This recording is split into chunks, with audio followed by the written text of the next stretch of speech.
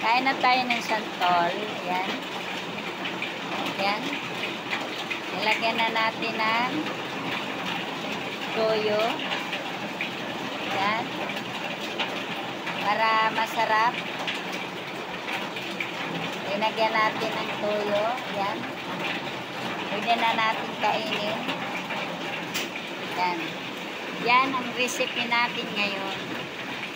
Ulam natin ngayon yan. Kasi tag-ulan. Pag kumain ka ng santol, hindi ka giginawin. Aasim-asimin ka lang. Diba? Ulam.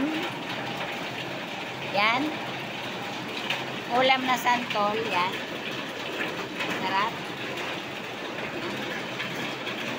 Pwede nang kainin.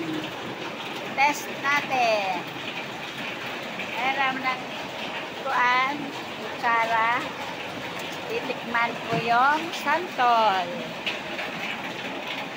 Yan ah.